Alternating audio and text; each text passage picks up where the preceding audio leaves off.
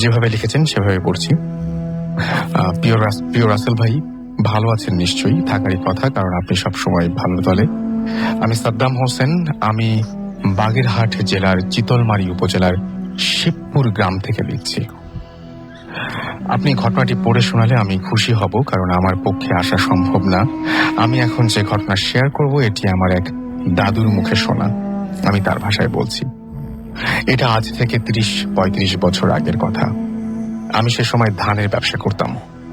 আমাদের গ্রাম থেকে 10 কিলোমিটার দূরে পাশের গ্রামে ধান কেনার জন্য যেতে হবে।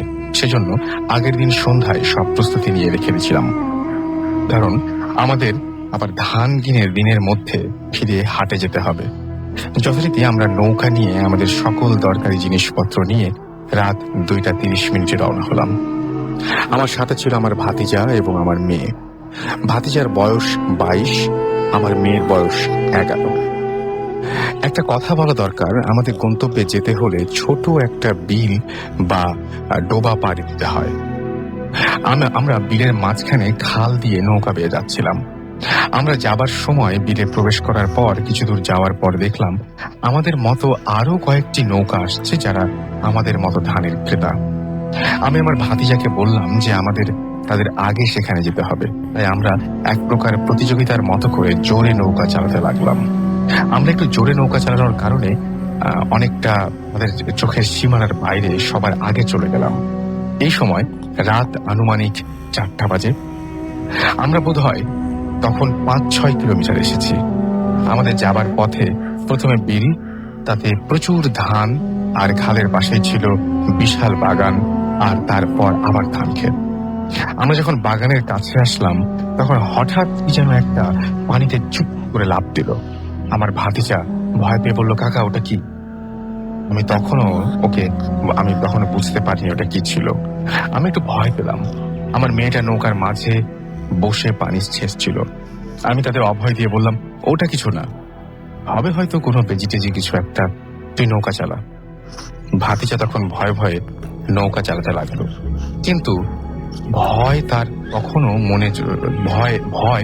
তখনও মনে রয়েছে অনেক অনেক। তাই সে একটা বৈঠা মারতে একটু বসে থাকে। আমিও ধীরে ধীরে বৈঠা বাইতেছিলাম। সেখানে সব আসলে লাইনগুলো এলোমেলো, আর ওকে অভয় দিয়ে যাচ্ছিলাম। কিছুক্ষণ পর ঘটলো আসল ঘটনা।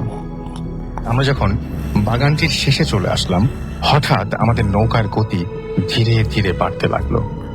আমরা দুজন নৌকার বৈঠা তুলে বসে রইলাম। দেখলাম আমাদের নৌকার গতি বেড়েই চলছে এবং খুব জোরে বাতাস বইতে লাগলো, আর তাতে আমাদের নৌকার একমাত্র আলোর উৎসটি দুপ শব্দে নিভে গেল। আমাদের নৌকা একেবারে অন্ধকার হয়ে গেল। আমার মেয়েটা ভয় পেয়ে আমার কোলের কাছে এসে বসলো, আর আমার ভাতিজা নৌকার মাঝে এসে বসলো। আমি তখন তাকে অভয় দিয়ে বললাম, দোয়া কালাম পড়তে থাক। আমি নিজেও যা যা জানি পড়তে লাগলাম। মিনিট 5 পরে আমি বুঝতে পারলাম আমাদের নৌকা খাল ছেড়ে ধানি জমির ধানের ওপর দিয়ে শোঁ শোঁ শব্দ করে চলছে, যা আমার পক্ষে নেওয়া সম্ভব না, আর যার ওপর দিয়ে মানুষ যাওয়ারই সম্ভাবনা নেই। সেখানে নৌকা যাওয়ার প্রশ্নই আসে। আমি তখন বুঝতে পারলাম আমাদের ওপর কোনো শক্তিশালী পিশাচ ভর করেছে। আমি তখন আমাদের পেছনের নৌকাগুলোকে খুঁজছিলাম, কিন্তু আমরা তাদের দৃষ্টির বাইরে অনেক আগেই চলে এসেছি। এভাবে আরো কিছুক্ষণ কাটার পর আমরা অন্ধকারে হালকা আলোতে বুঝতে পারলাম শুকনো জায়গার উপর দিয়ে যাচ্ছি আমরা। গড় গড় করে শব্দ হচ্ছে। এরই মাঝে ফজরের আজান পড়ে যায়। হঠাৎ আমাদের নৌকা থেমে গেল। আমরা তখন নিজেদের আবিষ্কার করলাম রাস্তার উপরে, যেটা কিনা আমাদের গ্রাম থেকে আমরা যে গ্রামে ধান কিনতে যাচ্ছিলাম তার থেকে 10 কিলোমিটার দূর ছিল। তারপর মানুষজন বের হতে লাগলো নামাজের জন্য, এবং তারা এসে রাস্তায় নৌকা সহ দেখতে পেয়ে এক লোকের বাড়ি নিয়ে যায়। তারপর সব ঘটনা তাদের খুলে বলি। তারপর তারা আমাদের ঝাড়ফুঁক করে পানি টানি দিয়ে সুস্থ করে। কিন্তু তারা মোটেও অবাক হয়নি, কারণ এরকম ঘটনা প্রায় ওই এলাকায় ঘটত। বিশেষ করে ওই বাগানটার কাছে এমনও ঘটনা আছে যে ওই বাগানের পাশ দিয়ে যাওয়ার সময়, নৌকা নিয়ে যাওয়ার সময় হঠাৎ কোনো কারণ ছাড়া নৌকা ডুবে গেছে, নৌকার গতি বেড়ে গেছে, নৌকা থেমে গেছে, কিন্তু এর কোনো কারণ কেউ কোনোদিন খুঁজে পায়নি। এরপর আর কোনোদিন ওই পথ দিয়ে রাতের বেলা যায়নি। বর্তমানে সেই বাগানটা নাই, বিলুপ্ত হয়ে গেছে। এবং তার আরো দুটো ঘটনা আছে, সেই ঘটনা দুটো তিনি পাঠাবেন। এবং এই ইমেলটা আমি পড়লাম, আশা করছি আপনাদের সবার ভালো লেগেছে। যাই হোক, আমরা চলে যাব আমাদের প্রথম অতিথির কাছে এবং তিনি এসেছেন কোথা থেকে তার নামটা জানতে চাইবো আমি, এবং জানতে চাইবো যে কোথা থেকে আপনি এসেছেন। হাই লিসেনার্স, আমি রাত, আমি এসেছি জিগাতলা থেকে, আমি ও লেভেলস পড়ছি। ফাইন, আমরা রাতের প্রথম ঘটনায় চলে যাই। আমার ফার্স্ট ঘটনা ঘটেছিল আমার ফ্রেন্ড যখন আমি ক্লাস 5-এ পড়ি। ও আমার খুব ক্লোজ ফ্রেন্ড ছিল, বাট কতদিন ধরে দেখছি যে ও আমাদের সাথে কথা বলে না। আর আম্মুকে আমি বলার পর আম্মু বললো যে বাবা, ও কিছুদিন ধরে বেশি রাত যাচ্ছে এবং রাতে টিভিতে বেশ কিছু হরর ফিল্মস দেখছে। ও আমাদের সাথে তেমন কোনো কথা বলে না। ও সত্ত্বেও অতটা ভালো স্টুডেন্ট ছিল না, বাট সে কয়েকদিন ধরে সে খুব ভালো রেজাল্ট করছিল। কয়েকদিন পর আমরা জানতে পারলাম যে সে কিছু সুপার ন্যাচারাল থিংস জানতে পেরেছে, বাট আমরা বিলিভ করি না। আমরা মনে করি তার মেন্টালি কোনো প্রবলেম আছে। আমরা যখন ওর আম্মু বলি যে আন্টি, ওর মনে হয় কোনো প্রবলেম হয়েছে, বাট আপনারা বুঝতে পারছেন না, বলে যে না বাবা, আমরা ডাক্তার দেখিয়েছি, বাট কোনো প্রবলেম নেই। একদিন আমরা ফ্রেন্ডরা ফান করতে করতে ওকে বললাম, তোর কি শক্তি আছে, পারলে দেখা, আমরা দেখতে চাই। তখন ও খালি একটা কথাই বলে, আমি যা দেখি তোমরা তা দেখো না, আর দেখতেও চেও না, ক্ষতি হবে। তখন আমরা বিশ্বাস করি না, মনে করি যে ও মনে হয় আমাদের সাথে ফান করছে, একটু ভাব নিচ্ছে। তো একদিন আমি ওকে ডাইরেক্ট বলি যে পারলে দেখা কি আছে। তোরা বললে বেশি করিস না, ক্ষতি হবে। তাহলে বললাম না, তোকে দেখাইতেই হবে। তো ও একটা জাস্ট খাতার কলম নিয়ে একটা ফিগার আঁকলো, যেটা একটা মানুষের ফিগার। ও বললো, আমি রুম থেকে বাইরে যাওয়ার পর তোরা এক জায়গায় কলম দিয়ে খোঁচা মারবি ওই ফিগারটার, দেখবি কি হয়, বাট বেশি জোরে মারিস না। তখন আমরা যখন ওই খাতাটার মধ্যে আস্তে করে একটা খোঁচা মারলাম ঠিক ফিগারটার বাম হাতের নিচে, তখন ওই কিছুক্ষণ পর বাইরে থেকে এসে বলল, তোদেরকে বলেছিলাম বেশি জোরে মারিস না, তোরা একটু বেশি জোরে মেরে ফেলছিস, দেখ রক্ত বের হয়ে গেছে।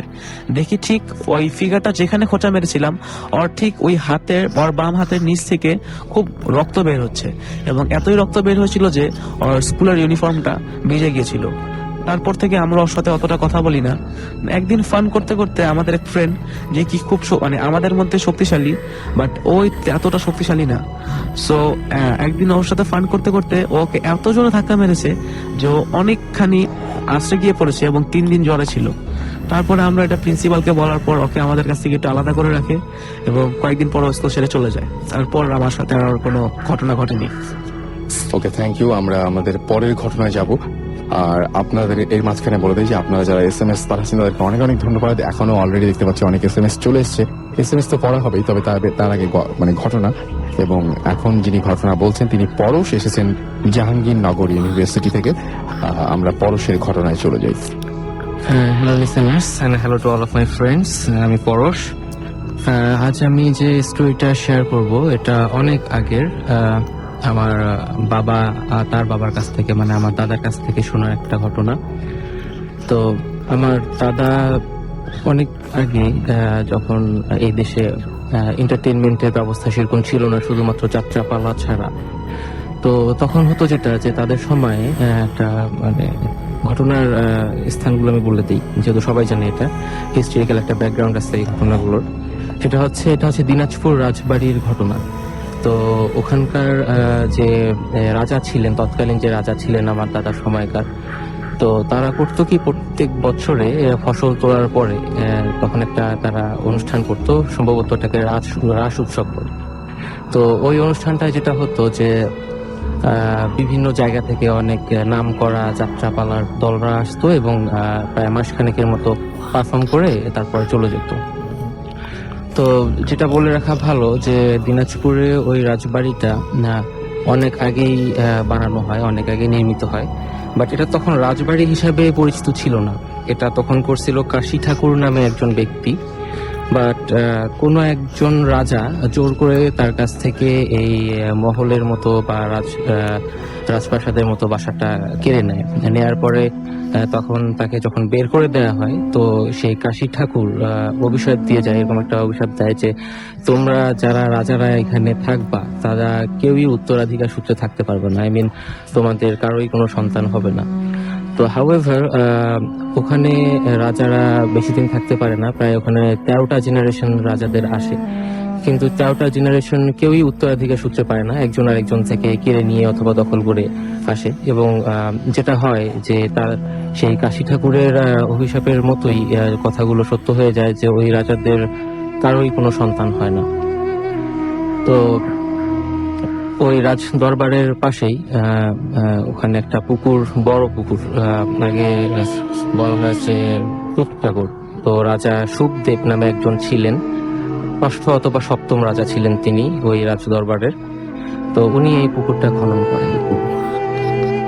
তো পুকুরটা খনন করার পরে যেটা হয় যে পুকুরটা আসলে অনেক বড় ছিল, আর যেহেতু আশেপাশে সেরকম পানির কোনো সুব্যবস্থা ছিল না, তো এই পুকুরটাতে আশেপাশের লোকজন এবং যারা ছিল তৎকালীন সময়ে, রাজা থেকে শুরু করে সবাই, সাধারণ জনগণ পুকুরটা ইউজ করত।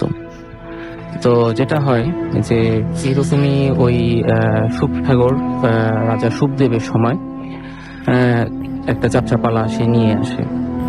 তো আমার দাদা যেটা শোনে যে যাত্রাপালাটা নিয়ে আসার পরে আগে যেটা হতো যে যাত্রায় কোনো ফিমেল রোল প্লে করার জন্য, মানে অ্যাক্ট্রেস যেটা হতো সেটা ছেলেরা প্লে করতো, কারণ ওই সময় মেয়েরা খুব একটা আসতো না এই যাত্রাপালায়, মানে সেই সময় আর কি। তো দেন যেটা হয় যে ওখানে একটা যাত্রাপালা আসে এবং প্রায় তারা অনেক দিন থাকে, যদিও মাসখানেক থাকার কথা ছিল, বাট তারা এত ভালো যাত্রা করছিল, এত ভালো যাত্রাপালাটা করছিল, তো তারা ওখানে প্রায় 1.5 মাসের মতো স্টে করে।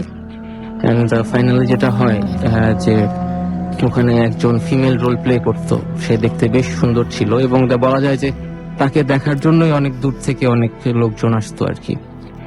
তো তারা চলে যাবে, যাত্রাটা প্রায় শেষের দিকে, 1.5 মাস হয়ে গেছে। তো এই সময় তারা করে যে সুখসাগর নামে যে পুকুরটা ছিল, অনেক বড় দিঘিটা ছিল, এটাতে তারা গোসল করতে যায়। মানে তাদেরকে রাখা হয়েছিল ওই সুখসাগরের পাশে, এবং তারা যে ডেইলি নেসেসারি যেগুলো ছিল, খাবার দাবার থেকে শুরু করে বাদ সবকিছুই তারা ওই সুখসাগরটাকে ইউজ করত। তো তারা চলে যাবে 2 দিন পরেই, ঠিক এই সময়ে যখন তারা সবকিছু প্রিপেয়ার করে রাখছে যে গোসাই ফেলছে যে চলে যাবে 2 দিনের মধ্যেই, তো 2 দিন আগে তারা গোসল করতে পারে সুখসাগর। গোসল করতে নামার পরে হয় কি যে আপনার সবারই গোসল প্রায় শেষ হয়ে যায়, সমস্ত টিমটার গোসল শেষ হয়ে যায়। ফাইনালি সেই ওই ছেলেটা যে অ্যাক্ট্রেস রোল প্লে করতো, সে ওই পুকুর থেকে উঠে আসে। বাট উঠে আসার পরে সে দেখে যে তার ডান পায়ে ঠিক কানি আঙ্গুলটায়, কনিষ্ঠ আঙ্গুলটাতে একটা ছোট্ট চুল পেঁচানো অবস্থায় আছে। তো ভাবে যে এটা আবার চুল কই থেকে আসলো, তো হাত দিয়ে সরাই দেয়, বাট চুলটা সরে না, পা থেকে সরে না এবং খুলেও যায় না। সে বেশ ট্রাই করে, অনেকক্ষণ চেষ্টা করার পরে যখন দেখতেছে যে চুলটা খুলতেছে না, তখন সে তার সহকর্মী দেখে ডাকে যে আসলে দেখো তো কি সমস্যা, এরকম একটা চুল পায়ের মধ্যে লেগে আছে, বুঝতেছে না। দেন তারা সহকর্মী এবং সে মিলে অনেক ট্রাই করে, আবার চুলটা খোলা যায় না, এবং একটা সময় হয় কি চুলটা মোটা হতে হতে একটা চিহ্নের আকারে চলে আসে, এবং ধীরে ধীরে তাকে সেই সুখসাগর মানে ওই দিঘিটার দিকে টানতে থাকে। সারাদিন অনেকে অনেক ট্রাই করে, অনেক কামার কুমার এসে তৎকালীন সময়ে যে ধরনের যন্ত্রপাতি ছিল অনেক ট্রাই করে ছেলেটাকে, মানে ওই চুলটাকে কাটার জন্য ছেলেটার পা থেকে, বাট তারা এটা পারে না। তো ফাইনালি যেটা হয় যে একদম প্রায় সন্ধ্যার দিকে ছেলেটাকে ওই চুলটা টানতে টানতে ওই পুকুরের মাঝখানে নিয়ে যায়।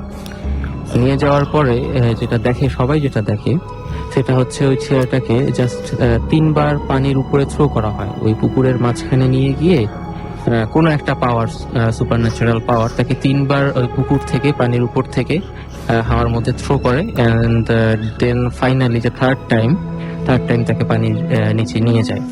তো এরপর থেকে যেটা হয় যে ওখানে যাত্রাপালা আসা প্রায় বন্ধই হয়ে যায়, এবং ওখানে ওই পুকুরটাতে কেউ গোসল করতে নামে না।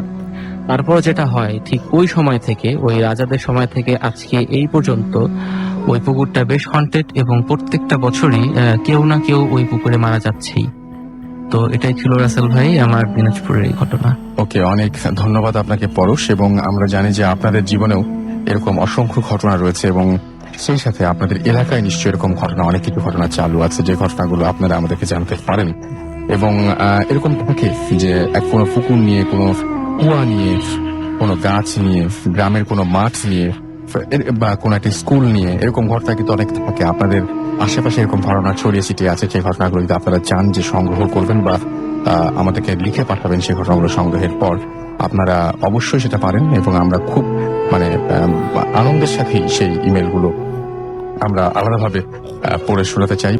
আমরা সরাসরি বাবু ভাইয়ের কাছে আপনাদের নিয়ে আছি, এবং বাবু ভাই আপনাদের একটা ঘটনা জানাবেন, এবং শুরু ঘটনাটা নিশ্চয়ই প্রতিদিনের মতো আজকে একটু বড় সড়ই হবে না? হ্যাঁ রসুল ভাই, এখন হাই লিসেনার্স, আমি বাবু ভাই বলছি। আচ্ছা, যে ঘটনাটা বলতে চাচ্ছি সেটা আসলে মানে অ্যাকচুয়ালি আমি নিজে এক্সপিরিয়েন্স করেছি। হ্যাঁ, গত সপ্তাহে লাস্ট উইকে আমরা একটা মানে বেশ কয়েক সপ্তাহ কিন্তু এরকম যাচ্ছিল বাবু ভাই, যে অনেকের ঘটনা আপনি শোনাচ্ছেন, অনেকে পাঠাচ্ছে সেটা, কিন্তু বাট এই উইকের পার্থক্যটা হচ্ছে যে এবার আপনার সাথে আমার সাথে ঘটেছে, এবং ভেরি আনইউজুয়াল ভাবে ঘটেছে। আচ্ছা, I actually want this to happen. হ্যাঁ, it could have cost my life, মানে আমি নিজে মারাও যেতে পারতাম এরকম। দ্য থিং ইজ হোয়াট, যে আমরা খবর পাই যে আপনার ঢাকার কাছাকাছি কোথাও সামওয়্যার অ্যারাউন্ড গাজীপুর একটা জায়গা বেশ হন্টেড, এবং ওখানে নাকি বেশ কিছু জিনিসপত্র ঘটে। তো শুনে আমরা ঠিক সন্ধ্যার দিকে রওনা দিই। ওর সময় আসলে ঢাকায় ওই যে কিছু অসন্তোষ চলছিল। এটা আগে বলে নিতে চাই যে সাভারের গার্মেন্টস দুর্ঘটনা যারা মারা গেছে তাদের আত্মার মাগফিরাত কামনা করি, কারণ ওই কারণেই ওই গার্মেন্টস অসন্তোষ চলছিল ওই সময়। তো আমরা যেতে পারিনি, গাড়ি নিয়ে যেতে পারছিলাম না, লাস্টে মোটর বাইকে করে রওনা দিই। তো আপনি জানেন গাজীপুরের পরে রাস্তাগুলো খুব ডেঞ্জারাস। তো যে লাস্টে আমরা যখন হাজির হই, দ্যাট ওয়াজ এ কটেজ, একটা মানে আর কি বিশাল একটা কটেজ, পিকনিক স্পট, অ্যারাউন্ড 40 বিঘার মতো একটা জায়গা। এবং ওই জায়গাটাতে আপনার কোনো মানুষ থাকে না, মানে জাস্ট কেয়ারটেকার থাকে, আর আপনার ওই জায়গাটা পুরাই ওরকম কোনো পিকনিকের জন্য ইউজ করা হয় বা কিছু। ওখানে যে আমরা ফার্স্টে ওই কেয়ারটেকারের সাথে কথা বলি, ম্যানেজ করি যে কি ব্যাপার, তোমাদের এখানে সম্বন্ধে কিছু শোনা যায় কি? বলে যে আমাদের এখানে যেটা শোনা যায়, আসলে আপনি কতটুকু শুনছেন জানি না, যেটা হয় আমাদের এই যে গাছগাছালি দেখেন, সেখানে অনেকেই অনেক কিছু চলাফেরা করতে দেখেন। হ্যাঁ, মানে একটা শেপের মতো চলাফেরা করে, এবং অনেকে আসে দেখে তো ভয় পায়, মানুষ আর তখন থাকে না। তো আমি বললাম এটার পেছনে কি কোনো কারণ আছে, মানে ওয়াই দিস হ্যাপেন, মানে সাধারণত বলে কি না এটা তো আসলে এমনি জংলা হতেই পারে।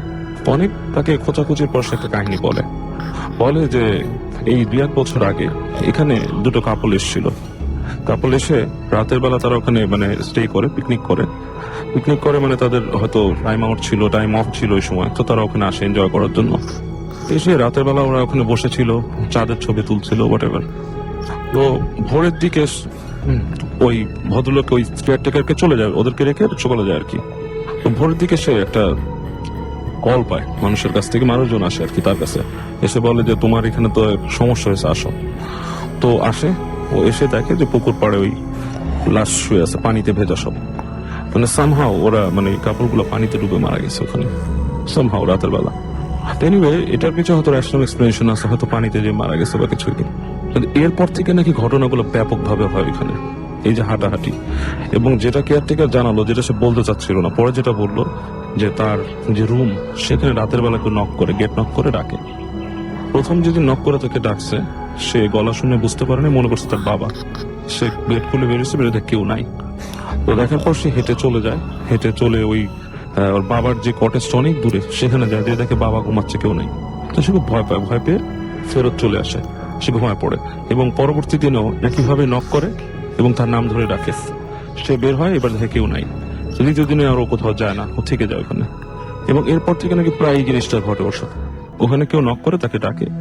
এবং ওই এলাকাবাসীর কথা, যারা কটেজের থেকে কাছাকাছি কোথাও থাকে, তারা দেখে গাছপালাতে ওই মাছ দিয়ে কেউ হাঁটা চলে, ঠিক জানেও নাই, পাশেও নেই। এবং আমার পিছনে আপনার ভাই ছিল, উনি বললো যে না, উনি কাউকে দেখেনি, আমি একাই দেখছি। এবং স্ট্রেঞ্জ ব্যাপার হচ্ছে, ওইটা দেখার পরে আপনার কিছু দূর সামনে আমি দেখছি বড় একটা মেন হল ছিল, মানে উঁচু একটা জায়গা। তখন হয়তো আমি ওখানে আর একটা রেক করতে পারতাম, আল্লাহ হয়তো বাঁচাই দিচ্ছে, আমার বেঁচে গেছি। তো ওই অঞ্চলটা সম্বন্ধে বললাম যে ইট ইস এ ভেরি হন্টেড প্লেস।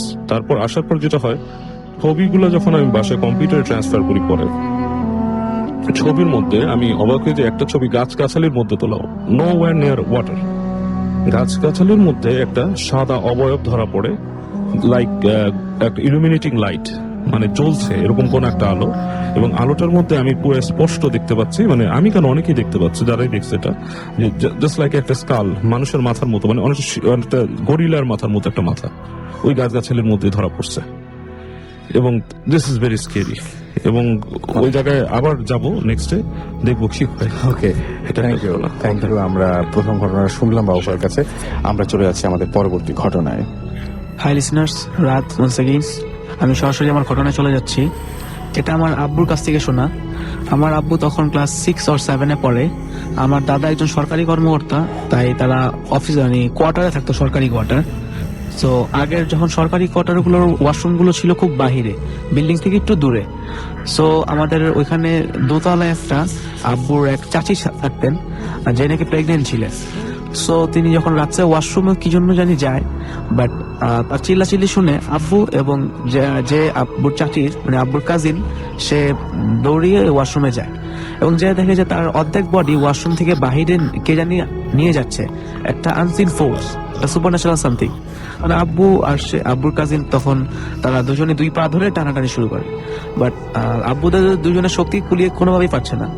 আর মাঝে বলে রাখি যে আমার দাদা, তিনি কিছু একটা জানেন যেটা দিয়ে জিন মানে কোনো সুপারন্যাচারাল সামথিং কন্ট্রোল করতে পারেন। তিনি যখন আওয়াজ শুনে আসেন, তিনি বলে তোমরা ছেড়ে দাও, এটা আমি কন্ট্রোল করব। দাদা অনেকক্ষণ ধরে টানাটানি করার পর, অনেকক্ষণ কিছু পরে টরে ফুদার পর তিনি বলেন যে কিছু হবে না, বাট তাও কিছু হওয়ার সম্ভাবনা থাকতেও পারে। তখন হঠাৎ করে বডিটা পড়ে গেল এবং বাহির থেকে একটা আওয়াজ আসলো, আজকে বেজে গেলি কিন্তু কয়দিন বাজবি। নেক্সট ডেতে তার একবারে নেক্সট ডেতে কি হয় যে মহিলাটা পজেস্ট হতে গিয়েছিল, তার যে মা, তিনি ওয়াশরুমে নেক্সট ডে একইভাবে মারা যায় এবং তার বডিটা অর্ধেক ওয়াশরুমের ভিতরে মানে যে কমটা থাকে ওটার ভিতরে পাওয়া যায় এবং তারপর থেকে ওয়াশরুমটা ক্লোজ করে দিয়ে তার পাশে একটা ওয়াশরুম বানানো হয়। এই ছিল ঘটনা। ওকে, থ্যাংক ইউ সো মাচ। আমরা পরবর্তী ঘটনায়, এবং এখন যে ঘটনাটি যিনি আপনাদের সাথে শেয়ার করবেন, তিনি পরশ, এসেছেন জাহাঙ্গীরনগর ইউনিভার্সিটি থেকে। হ্যালো লিসেনার্স, এখন আমি যে ঘটনাটা শেয়ার করব, এটার প্রথমের দিকের ঘটনাটা আমার আপুর সাথে ঘটা এবং পরের অংশটা আমার নিজের সাথেই ঘটা। তো প্রথমে যেটা হয় যে আমার আপুর বিয়ে হয় একটু গ্রাম সাইডে, গ্রামের দিকে। তো আপু ফার্স্ট শহর থেকে গ্রামে গেছে। তো যাওয়ার পরে যেটা হয় যে গ্রামে যে ওয়াশরুমগুলো থাকে এগুলো সাধারণত একটু বাসা থেকে একটু দূরে থাকে, লিভিং রুম থেকে একটু দূরে থাকে। তো রাতে আপু ওয়াশরুমে যখন যাইতে চায়, তখন ভাইয়া বলে ঠিক আছে, একা যাওয়ার দরকার নাই, আমি তোমার সাথে যাচ্ছি। তো সময়টা ছিল শীতের রাত এবং হচ্ছে পুরা ডার্ক একটা নাইট। এক কথায় বলে যে অমাবস্যার রাত যেটা বলে, টোটালি অন্ধকার, যে আলো ছাড়া সামনে 1 হাত দূরেও কিছু দেখা যায় না। তো দেন ভাইয়া করে কি, রুম থেকে যে হারিকেনের যে আলো অথবা যেটাই থাকে না কেন নিয়ে আসার পরে তারা ওয়াশরুমের দিকে যায়। তো ওয়াশরুমটার অবস্থা এরকম ছিল যে ওয়াশরুমটার পিছনে ছিল বাঁশঝাড় এবং হচ্ছে বাঁশঝাড়ের পিছনে ছিল একটা নদী, লোকালি ওটাকে করতোয়া নদী বলে মনে হয়। তো ওই নদীটার যে ব্যাংক ছিল, যে তীর ছিল, ওই তীরের মধ্যে যেহেতু ওটা সনাতন ধর্মের বেশ একটা প্রভাব ছিল ওই এলাকাটায়, তো ওরা ওখানে লাশ পুড়াইতো, ওটা ছিল শ্মশান ঘাট। তো যেটা হয় যে ওই শ্মশান ঘাটে লাশ সাধারণত দিনের বেলায় পুরানো হয়, আর অনেক সময় দেখা যায় যে রাতে যদি কেউ মারা যায় তো ওটা পুরানো হয়। তো আমার আপু ওখানে আসার মানে ভাইয়াদের বাসায় যাওয়ার ঠিক একদিন আগের রাতেই ওখানে একটা লাশ পুরানো হয়, যার ডেটটা হচ্ছে ইউজুয়াল ছিল না, হয়তো বা কোনো কারণে অ্যাক্সিডেন্টে অথবা সুইসাইড কেসে সে মারা যায় আর কি। তো তাকে রাতের মধ্যেই দাহ করা হয়, যাতে করে পরবর্তীতে এটা পুলিশ কেস অথবা অন্যান্য ধরনের ঝামেলায় না যায়। তো তারপরের দিন যেটা হয়, মানে আপু যখন ওই ওয়াশরুমের দিকে যায়, তো দেখে যে আপনার জাস্ট বাঁশঝাড়ের ওখানে ওয়াশরুমটার পিছনে কিছু আলো, অনেকটা গোলকের মতো বল কিসিমের আলো জাস্ট রান করতেছে, এবং আলোগুলা যেরকম হয় যে অ্যাজ ইউজুয়াল না, আগুনের আলোর মতো না, ওটা হচ্ছে অনেকটা বেগুনি ধরনের আলো, জাস্ট ছোটাছুটি করছে। তো আপু এটা দেখে বেশ অবাক হয়, কেননা সে ফার্স্ট গ্রামে গেছে এবং এই ধরনের ঘটনার সঙ্গে সে পরিচিত না। তো সে ভাইয়াকে ডেকে বলে যে আসলে এগুলো কি, এই সমস্ত জিনিস কি। তো ভাইয়া বলে যে এগুলো নিয়ে কথা বলিও না, অ্যাজ কুইক অ্যাজ পসিবল, যত তাড়াতাড়ি সম্ভব চলো আমরা রুমে ব্যাক করি। তো তারা রুমে ব্যাক করে। ব্যাক করার আগে আপু দেখে যে তাদের বাসার পাশে যে বাসাটা, এটার উঠানে বেশ আগুন জ্বলতেছে, বেশ বড় আগুন, অনেক উঁচুতে আগুনের শিখাগুলো জ্বলতেছে। তো সাধারণত যেটা হয় গ্রামে শীতের দিন, আর কেউ আর কি রাতে ঠান্ডায় অথবা যদি এরকম শীতের দিনে তারা আগুন ধরায় জাস্ট আগুনটারে ফিল করে, যে আগুন তাপানো যেটাকে বলে আর কি। তো আপু ভাবছে যে হয়তো বা এরকম কেউ আগুন, তো আপু ভাইয়াকে বলে যে দেখো ও পাশের বাসা তো সবাই মনে হয় জেগে আছে, তো চলো ওদের সঙ্গে একটু কথা বলে আসি। বলে যে না, এখন কথা বলতে হবে না, যেহেতু অমাবস্যার রাত, অনেক রাত হয়ে গেছে, তুমি ঘুমাও, দেন কালকে সকালে অথবা পরে তুমি জিজ্ঞেস করিও যে কে কে ছিল ওখানে, কে আগুন ওখানে ইয়ে করতেছিল। তো তারা রাতে যখন রুমে ঢুকার পরে আপু বলে যে আচ্ছা, আমি যে ওয়াশরুমের ওখানে যে আলোগুলো দেখলাম এগুলো কি? তখন বলে যে এগুলো নিয়ে আর কথা বলিও না, জাস্ট এতটুকুই শুনে রাখো, এগুলো হচ্ছে ভূতের আগুন। এবং এটা যেটা হয় যে তোমাকে তো আমি বলিনি যে আমাদের ওয়াশরুমটার পিছনে নদীর ধারে লাশ পুরানো হয়, ওটা শ্মশান ঘাট, এটা আমি তোমাকে বলিনি, কেননা তুমি এটা ভয় পাবা এই জন্যই। আর আজকে যেহেতু অমাবস্যার রাত, তো তারা এই যে আত্মাগুলো আছে, যে স্পিরিটগুলো আছে, এগুলো জাস্ট বের হয়ে খুব ছোটাছুটি করে। এটা প্রত্যেক অমাবস্যার রাতেই দেখা যায় এবং তারা প্রত্যেক অমাবস্যার রাতেই এভাবে বের হয়ে আসে। তো আপু ব্যাপারটা খুব একটা ভালো লাগে নাই, সে আসলে জানতে চাচ্ছিল যে আসলে ক্লিয়ারটা কি, যেটা আসলে কতটুকু যায়। তো দেন তারা রাতে ঘুমায় পড়ে এবং যেটা হয় যে আপু রাতে যেটা হয় যে কোশ্চেনটা তার মনে ছিল যে আসলে ওই বাসায় এত রাতে কে আগুন জ্বালাইলো। তো সে অনেক সকালে ওঠে, সকালে উঠে সে ওই বাসাটায় যায়, তার পাশের বাসা মানে যে উঠানে সে আগুন জ্বালানো দেখছিল ওই বাসাটাতে যায়।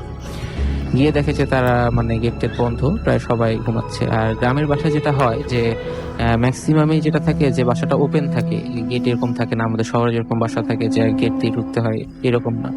মোটামুটি বাসার উঠানে পর্যন্ত সবাই ইজিলি যেতে পারে। তো আপু বাসার উঠানে গিয়ে দেখে যে আসলে ওখানে কোনো অ্যাশ নাই, কোনো ছাইটাই নাই, মানে গত রাতে যে কেউ আগুন ধরাইছে এ ধরনের কোনো চিহ্নই নেই। তো দেন সে দেখে যে সবাই ঘুমাই আছে, তো সে ওই বাসার মহিলাকে ডেকে উঠায়। উঠায় বলে যে ভাবি, আসলে গতকাল রাতে এরকম দেখলাম যে কেউ আগুন ধরাইছে আপনাদের উঠানে, তো কে ধরাইছে, কে এত রাতে আগুন ধরাইলো? তো বললো যে আমার আপুকে ওই মহিলা বলে যে আসলে গতকাল রাতে তাদের বাসায় কেউই ছিল না, বলে যে আপনার ভাই তো বাসায় ছিল না, এবং এই কারণে আমি খুব তাড়াতাড়ি শুয়ে পড়ি, আর অত রাতে ওখানে আগুন ধরানোর মতো তো কেউ ছিল না। তো তখন আপু এই ব্যাপারটা বেশ ভয় পায় এবং দৌড়ে এসে ভাইয়াকে বলে যে এই এই কাহিনী, তো ওরা নাকি গতকাল থেকে আগুন ধরেনি, অথচ তুমি আর আমি যে আগুনটা দেখলাম এটা তাহলে কি? তখন ভাইয়া বললো যে দেখো, এটা নিয়ে আর বেশি কথা বলিও না, এটা হচ্ছে তোমাকে গতকালকে যেটা বলছি যে এই ধরনের প্রবলেম গুলো হয় অমাবস্যার রাতে, এই ধরনের প্রবলেম গুলো হয়, তো এই প্রবলেমটা সেটারই একটা অংশ। তো যাই হোক, আপু এই জিনিসটা ভয় পায় এবং যেটা হয় যে নেক্সট উইকে আমরা তাকে নিতে যাই, শ্বশুর বাসা থেকে আমাদের বাসায় নিয়ে আসতে যাই। তো অ্যাজ ইউজুয়াল যেটা হয় যে নতুন বিয়ে হলে অনেকে ইনভাইট করে, তো এরকমই তাদের এলাকায় একজন ইনভাইট করে তাকে। ইনভাইট করার ফলে যেটা হয় যে আমরা বেশ কয়েকজন গেছিলাম আপুর বাসায়, তার মাঝে আমার এক কাজিন ভাইয়া ছিল। তো আমরা যখন ওই ইনভাইটেশনটাতে যাই আপুর গ্রামের পাশের গ্রামে, তো ওই ইনভাইটেশনটায় বেশ রাত আমাদের হয়ে যায়, অনেক রাত হয়ে যায়, এবং ওই বাসার লোকরা বলে যে অনেক রাত হয়ে গেছে, আপনাদের এত রাতে আর এই রাস্তায় যাওয়ার দরকার নেই, কোনো রকম ট্রান্সপোর্টেশন ফ্যাসিলিটিস আপনারা পাবেন না, হয়তো বা হেঁটেই যেতে হতে পারে। তো যেহেতু আমরা পরের দিন সকালে আপুকে নিয়ে চলে আসব, তো আমরা বলি যে না, আজ আর থাকা যাচ্ছে না, আমরা চলে যাই, যেহেতু কালকে সকালেই আমাদেরকে আমাদের বাসায় ব্যাক করতে হবে। তো রাতটা ছিল এরকম যে এক সপ্তাহ পরে চাঁদ মোটামুটি আসছে। তো খুব যে ফুল মুন বা পূর্ণিমা এরকম না, মোটামুটি চাঁদ বড় এবং আলোটা বেশ সুন্দর। আর গ্রামে যেটা হয় যে শীতের রাতে হালকা কুয়াশা, চাঁদের আলো, এনভায়রনমেন্টটা বেশ উপভোগ্য আর কি। তো আমরা গল্প করতে করতে হাঁটতেছি, আমি, আমার ওই কাজিন, ওই ভাইয়া, আর হচ্ছে আমার আপু আর আমার ভাইয়া পিছনে। তো আমার কাজিন বলে যে পরশ, চলো ভাইয়াদেরকে একটা সারপ্রাইজ দেই। কিভাবে? যে আমরা কোথাও হাইড করি, দেন ভাইয়াদেরকে হঠাৎ করে আমরা চমকাই দিই। তখন বলা যাচ্ছে ঠিক আছে, ওকে চলেন আমরা তাহলে হাইড করি। তো যেটা হয় যে আপুদের বাসার সামনে যে বাঁশ বাগানটা আছে, বাঁশ ছাদ যেটা বলে, বাঁশ বাগানটা আছে, তো ওখানে গিয়ে আমি আর আমার কাজিন চুপ করে বসে থাকি যে কখন আপুরা আসবে, আপু ভাইয়া আসবে, তখন ওদেরকে জাস্ট একটা। তো আমি বসে আছি, অনেকক্ষণ ধরেই বসে আছি ওই ভাইয়ার সাথে, ওই কাজিনের সঙ্গে বসে আছি, তার সঙ্গে কথা বলতেছি যে এখনো আসতেছে না কেন, এখনো আসতেছে না কেন। তো বলে ঠিক আছে একটু ওয়েট করো, এর মাঝেই চলে আসবে। তো আমি দেখি যে কিছুক্ষণ পরে কথাবার্তার শব্দ শোনা যায়, মানে আমার আপু আর আমার ভাইয়া আসতেছে। তো আমি যেটা খুব অবাক হয়ে দেখি যে ওখানে আমি যে কাজিন সহ বসেছিলাম ওই বাগানে, তো আমার ওই কাজিনটা আমার আপু এবং ভাইয়ার সাথেই আসতেছে।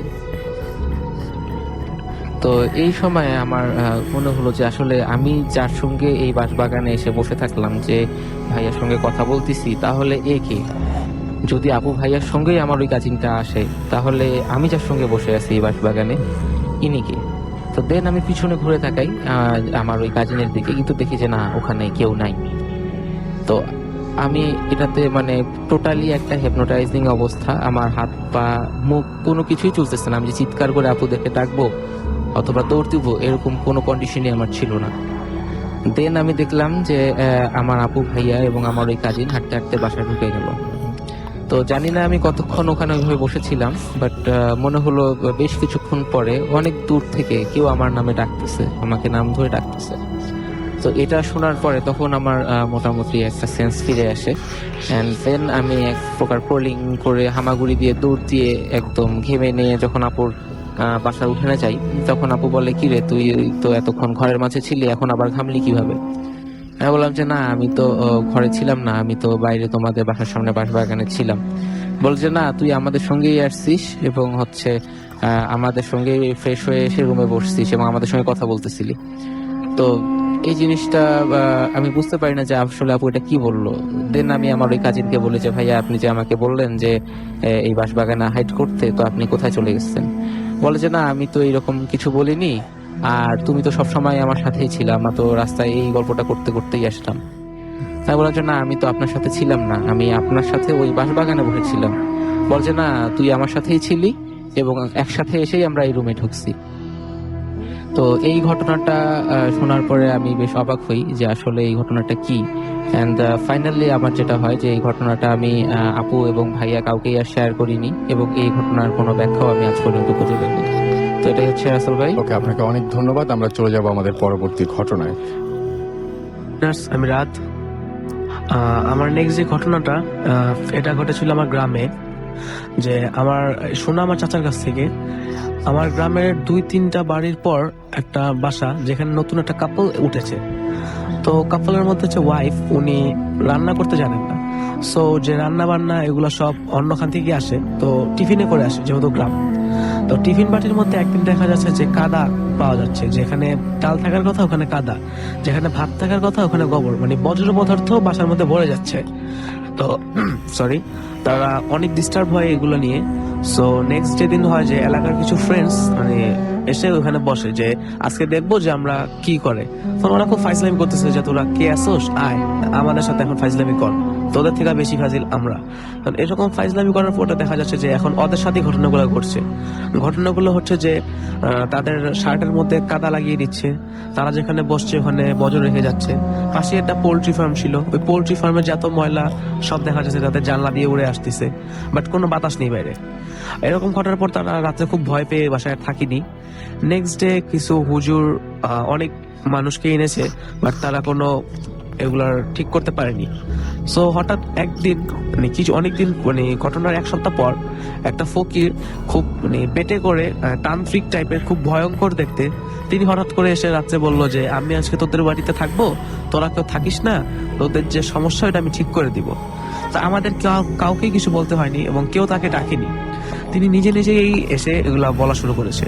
তখন যেহেতু তারা খুব টেন্স ছিল, তারা বাড়ি থেকে বের হয়ে গিয়ে বসে আসা থাকেন। তো নেক্সট ডে ফকিরটা বললো যে তোদের আর কোনো সমস্যা হবে না, আমি সব ঠিক করে দিয়েছি। তখন তারা যখন জিজ্ঞেস করলেন যে না আমাদের বলেন যে কি হয়েছিল, তখন তিনি খুব জোরাজোরিতে বলতেন না, মানে না চেয়েও বললেন যে তোদেরকে খালি একটু বলি শুন। যে ওয়াইফটা ছিল উনি মাঝরাতে নাপাক শরীরে একটা সুপার ন্যাচারাল সামথিং কে পাড়া দিয়েছিলেন, যাতে সে এতটাই রাগ হয়ে গিয়েছিল যে এগুলা করে বসেছে। পরে এই ঘটনাটি এলাকার লোকাল পেপারেও ছাপাছাপি হয়েছিল এবং এলাকায় খুব ভয়ঙ্কর পরিস্থিতি ছিল। তারপর ওই ফকিরটা যাওয়ার পর এরকম তেমন কোনো প্রবলেম হয়নি। এখন ওই বাসাটাতে ওই কাপড়টা থাকে এবং ঠিক মতোই থাকছে। এই ছিল আমার ঘটনা। ওকে, অনেক ধন্যবাদ আপনাকে। হ্যালো রাসেল ভাই, আমি মোহাম্মদ শাওন, আমি বাসাবো কলমচারাতে থাকি। আজকে আমি আপনাকে আমার নিজের সাথে ঘটে যাওয়া একটি ঘটনা শেয়ার করছি। ঘটনাটা ঘটেছিল, আমার মনে নেই, মেবি 2005 থেকে 2006 মধ্যে হবে। তো একবার এরকম কোরবানি ঈদের আগের দিন রাত্রে আমি আমার ফ্রেন্ডের সাথে শপিংয়ে গিয়েছিলাম। ফিরতে ফিরতে প্রায় রাত 3টার মতো বেজে গিয়েছিল। তো আমার ফ্রেন্ডের বাসাটা ছিল আবার আমার যে বাসা, সে বাসা একদম গলির মানে প্রথম মুখের দিকে ছিল বাসা, আর আমার বাসা ছিল গলির শেষের দিকে। আমাদের এখানে একটা স্কুল আছে, স্কুলের নামটা বলছি না, তো স্কুলের গলি ওটা, অনেক বিশাল একটা লম্বা গলি, আশেপাশে বাড়ি ঘর আছে আর কি, বিল্ডিং অ্যাপার্টমেন্ট। তো ও বাসায় চলে গেছে, আমি জিনিসটাকে বিয়ে করি, আমি গলি দিয়ে হেঁটে বাসায় ফিরছি। আমার বাসাটা ছিল পুলিশ শেষ মাথায়, আমি হাঁটছি। তো তখনকার সময় একটা মানে গুজব উঠেছিল, যেটা যে এরকম নাকি 3 বোরকাওয়ালা মহিলা থাকতে, যাতে চেহারা দেখা যেত না, তারা নাকি রাত 3টার পরে বের হতো, তো যাকে পেত তাকে ধরে নিয়ে নাকি নিয়ে যেত, খেয়ে ফেলতো, এরকম একটা ছিল গুজব। তো আমি একটু ভয় পেয়েছিলাম, একা একা যাচ্ছি। আমার কাছে মনে হচ্ছে গলিটা যে সাধারণত অনেক দ্রুতই পার হওয়া যায় না, আমার কাছে সেদিন মনে হচ্ছে যে আমি গলিটা পারই হতে পারছি না, মনে হচ্ছে অনেক লম্বা হয়ে গেছে গলি। তো যাই হোক, কোনো রকমে আমি আমার বাসা পর্যন্ত পৌঁছালাম। তো বাসায় ঢুকলাম, খাওয়া দাওয়া করে শুয়ে পড়লাম, যেহেতু পরের দিন সকালবেলা নামাজ পড়তে যেতে হবে। তো রাত্রেবেলায় ঘুমাইছি, ঘুমের প্রায় আধা ঘন্টার মধ্যে, তখন কিন্তু শীতের সময় ছিল, আধা ঘন্টার মধ্যেই আমি হঠাৎ করে আমার খুব মানে অস্থির লাগতেছিল, প্লাস গরমও লাগছিল। তো আমি হঠাৎ করে আমার ঘুম ভেঙে যায়। ঘুম ভেঙে যাওয়ার পর আমি দেখি যে আমার বুকের উপর একটা কাটা হাত, কবজি পর্যন্ত একটা কাটা হাত, হাতটার মধ্যে অনেক লোমশ হাত, নখগুলো অনেক বড় বড়, সেটা আমার বুকের মধ্যে মানে নড়াচড়া করছে, এবং আমার চতুর্দিকে অনেক অনেক আমার বিছানার চতুর্দিকে অনেক সাপ। আমার 2টা রুম ছিল, ভিতরে একটা রুম, বাহিরে একটা রুম। তো ভিতরের রুমটাতে আমি থাকতাম, আর বাহিরের মানে বড় রুমটা এখানে বাবা মা থাকতো। আমি পরে এটা দেখে চিৎকার করে আমি আমার বাবা মার রুমে চলে যাই। তার আমি কি হয়েছে আমি কিছু বলতে পারতেছিলাম না, যাক। তো আমার আম্মু আমার পিঠে আমার গায়ে হাত দিয়ে দেখে আমি কিনে গেছি। পরে রাতে আর আমি ওই রুমে যাইনি, আমার বাবা মার সাথে ঘুমিয়েছিলাম। পরের দিন সকাল হয়েছে, সব ভুলে গেছি। তো ঈদ কাটালাম কোনো রকম ভাবে। তো আমার এক ফ্রেন্ডের গ্রামের বাড়িতেও বেড়াতে গিয়েছিলাম, সেখানে আমার মূল প্রবলেমটা হয়, এক অজানা রোগ আমাকে আক্রমণ করে, যেটা আমি নিজেও বুঝতে পারিনি কি রোগ ছিল, প্লাস ডাক্তাররাও পর্যন্ত বুঝতে পারেনি এই প্রবলেমটা কি হয়েছিল। ওই গ্রামের থেকে আমার মূল প্রবলেম শুরু হয়। তো যাই হোক, ওটা অনেক বিস্তারিত আলোচনা। তো আমি ঢাকায় আসলাম, ঢাকায় আসার পর সবকিছু ঠিকঠাক চলছে। তো হঠাৎ আমার রুমে আমি ঘুমাইছি, তো আমার এরকমই রাত 3টা-4টা দিয়ে আমার ঘুম ভেঙে যায়। ঘুম ভেঙে যাওয়ার পর আমি থাকার পর দেখি যে একটা মানুষটার আকৃতি মানে খাটের মধ্যে যদি কেউ বসে থাকে, এবং তাকে দেখা যাচ্ছে না, দেখা যাচ্ছে যে মানে কালো ছায়ার মতো কালো একটা মানুষ বসে আছে, মনে হচ্ছে সে আমার দিকে তাকিয়ে আছে। এটা আমি দেখলাম যে পায়ের কাছে বসে আছে। তো আমি এটা দেখি, আবার সে সাথে আমি বাবা মার রুমে চলে যাই। এরপর থেকে আমার প্রবলেম আরো বাড়তে থাকে, আমার রোগ বাড়তে থাকে। আমি আর এরপরে আর ওই রুমে ঘুমাই না। আমি এমন এক অসুস্থ হলাম যে আমি প্রায় বিছানা লেগে গিয়েছিলাম, যে অসুস্থতা আমাকে প্রায় 2 বছর টানা 2 বছর আমাকে বিছানায় থাকতে হয়েছে, এবং কোনো ডাক্তারের চিকিৎসা এমন কিছু হয়নি। আমার বাবা ওই রুমে ঘুমাইতো, আমার রুমটাতে ঘুমাইতে পর থেকে। তো আমার বাবাও তো একটা কিছু বলতো না, বা রাত্রেবেলায় উনি লাইট জ্বালিয়ে ঘুমাতো, উনি কখনো লাইট নিভিয়ে ঘুমাতো না। তো একদিন হঠাৎ সে বলছে যে আমি ওই রুমে ঘুমাইতে পারতেছি না। তার কারণ হচ্ছে যে আমি একদিন লাইট জ্বালানো অবস্থায় সে বসেছে, রাত্রে 3টা-4টা ঘুম ভেঙে গেছে। তো সে দেখলো, হঠাৎ ঘুম ভেঙে যাওয়ার পর দেখলো যে বিছানার কাছে একটা লোক বসে আছে, এবং সে একটা আগুনের মতো কুণ্ডলি জানানো, এবং আগুনের চারপাশে মনে হচ্ছে ছোট ছোট মাথার মতো, মানুষের মাথার মতো রাখতেছিল। লোকটা শুধু খালি গায়ে ছিল এবং চুটি করেছিল। তো লোকটা যিনি কি সব মন্ত্রের মতো করতেছিল, বাবা কিছু বুঝতে পারতেছিল না। তো হঠাৎ লোকটা ওদিকে তাকায়, দেখে যে লোকটার চোখগুলো অনেক লাল, এবং তার দাঁতগুলো বেরিয়ে আসছে, মানে খুবই বিকট, এবং তার মানে চেহারা খুবই কালো কুৎসিত। তো এটা দেখার পর দেখলো যে লোকটা যখন তাকাইলো, তখন লোকটা ফট করে অদৃশ্য হয়ে গেল। বাবা পরে সারা রাত ঘুমাইতে পারেনি। এরপরে আমরা ওই বাচ্চাটা পরবর্তীতে ছেড়ে দিই আমাদের প্রবলেমের কারণে। আল্লাহর মতে এখন আর কোনো প্রবলেম হয় না, এখন আমি আল্লাহর মতে সুস্থই আছি। এই ছিল রাসেলের ঘটনা। যাই হোক, আমার কাছে অলরেডি অনেকগুলো SMS চলে এসেছে, SMS তো পড়বই, তবে তার আগে একটা ঘটনা, আমি আর একটা ঘটনা পড়ে ফেলতে চাচ্ছি যে ঘটনাটি আমার কাছে এই মুহূর্তে আছে, এবং এই ঘটনাটি বেশ আজব। আমি জানি না, আমি অনেক দ্বিধাদ্বন্দ্বের মধ্যে ছিলাম যে পড়বো কিনা। খুবই আজব, বিশ্বাস করতে অনেক কষ্ট হয়। তো যাই হোক, যিনি পাঠিয়েছেন তাকে মানে তিনি নিশ্চয়ই এই ঘটনাটি এক্সপেরিয়েন্স করেছেন বলেই পাঠিয়েছেন। তো আমি তার নাম উল্লেখ করে তিনি যেভাবে লিখেছেন সেভাবেই পড়ছি। হ্যালো রাসেল ভাই, আমি আশিক, আমি মানিকনগর থেকে বলছি। আমি জানি আপনি সবসময় ভালোর দলে, আর আমিও ভালোর দলে। সরাসরি ঘটনায় চলে যাই। ঘটনাটি আমার ভাইয়ের কাছ থেকে শোনা। তার নাম সাকি, ঘটনা তার মামার। ঘটনাটি ঘটেছিল 1988 সালের বন্যায়। আমার মামা সরকারি চাকরি করত। 1987 সালের জানুয়ারির দিকে তার পোস্টিং হয় চট্টগ্রামের আগ্রাবাদে। তখন আগ্রাবাদ ততটা আধুনিক ছিল না, যোগাযোগ ব্যবস্থাও তেমন ভালো ছিল না। আগ্রাবাদে তখন তারা একটি 3 তলার বাসার নিচতলায় ভাড়া থাকতো। পরিবারে আমার মামা মামি ও 1 বছরের ছোট মেয়ে ছিল। বাসাটা 2 ইউনিট ভাড়া ছিল। বাসাটির 2য় ও 3য় তলা ভাড়া হয়নি। মামার পাশের ফ্ল্যাটে জামাল সাহেব নামে এক ব্যাচেলর ভাড়া থাকতো। হঠাৎ করে আচমকা টানা 7 দিনের বৃষ্টিতে যে বন্যার সৃষ্টি হয়েছিল তাতে মামা মোটেই প্রস্তুত ছিল না। মামার বাসাটা একটু নিচু থাকার কারণে মামার ঘরে অনায়াসেই পানি ঢুকে পড়ে। প্রায় 3 ফুটের মতো পানিতে ডুবে যায়। 2য় ও 3য় তলায় ওঠার জন্য যে সিঁড়ি দেয়া হয়েছে তা একটি গ্রিলের দরজা দিয়ে আটকানো। চাবি বাসার মালিকের কাছে। বন্যার কারণে বস বাসায় আসতে পারেনি, তাই ওপরে ওঠার জন্য সিঁড়ির দরজার চাবিও দিতে পারেনি। মামা খাটের তলায় ইট দিয়ে খাটটাকে পানি থেকে 3 ফুট উঁচু করেন। মামি তার মেয়েকে নিয়ে বসে থাকে। সময় বাড়ার সাথে সাথে পানি বাড়তে থাকে। মামা ও মামিও বাচ্চাকে নিয়ে ঘর থেকে বের হয়ে সিঁড়ির এখানে এসে দাঁড়ায়। শীত তখন জামাল সাহেবকে দেখতে পেয়ে মামা খুব সাহস খুঁজে পায়। মামা মামি ও বাচ্চাকে নিয়ে সিঁড়ি ওপার বসে থাকে, আর জামাল সাহেব তাদের থেকে কিছু দূরে নিচে সিঁড়িতে বসে থাকে, কয়েক ধাপ দূরে নিচে সিঁড়িতে বসে থাকে। তখন ছিল দিনের বেলা, বাইরে প্রচুর বৃষ্টি হচ্ছিল। হঠাৎ সবাই লক্ষ্য করে একটি মহিলা মানুষের উপুড় হওয়া লাশ বন্যার পানিতে ভেবে ভাসতে ভাসতে তাদের সিঁড়ির কাছে এসে থেমেছেন। সবার মধ্যে তখন প্রচন্ড ভয় কাজ করতে শুরু করে। জামাল সাহেব একটু বেশি সাহসী ছিল বলে সে কোমর পানিতে নেমে পড়ে এবং মহিলার লাশটি উল্টায়। তখন তারা সবাই দেখতে পায় মহিলার শরীরটা অনেকটাই নষ্ট হয়ে গেছে, মাংস পচে ফুলে গেছে, প্রচুর দুর্গন্ধ ছড়াচ্ছে তখন। মহিলার শরীরে অনেক স্বর্ণালঙ্কার ছিল। এক পর্যায়ে জামাল সাহেবের খুব লোভ হয়ে যায়। ধীরে ধীরে সে মরা লাশের শরীর থেকে অলংকারগুলো খুলতে থাকে। হাতের আঙুলগুলো ফুলে যাওয়ায় আংটিগুলো খুলতে পারছিল না। যতটুকু স্বর্ণ তিনি ছাড়িয়েছেন ততটুকু নিয়ে তিনি যখন ফিরতে চেষ্টা করলেন তখনই ঘটল সবচেয়ে ভয়ঙ্কর ব্যাপার। তিনি কোনো মতেই পানি থেকে আর উঠতে পারছিলেন না। কোনো একটি শক্তি যেন তাকে টেনে পানির দিকে নিয়ে যাচ্ছিল। তখন তিনি চিৎকার শুরু করলেন। মামা মামি দুজনে মিলে তাকে যতই বাঁচানোর চেষ্টা করছিল কোনো কিছুতেই কাজ হচ্ছিল না। তখন জামাল সাহেবও ধীরে ধীরে দূরে সরে যেতে লাগলো। কিন্তু আশ্চর্যজনক ব্যাপার হলো এই যে লাশটি তখনও জামাল সাহেবের হাতের ভেতরে অবস্থান করছিল।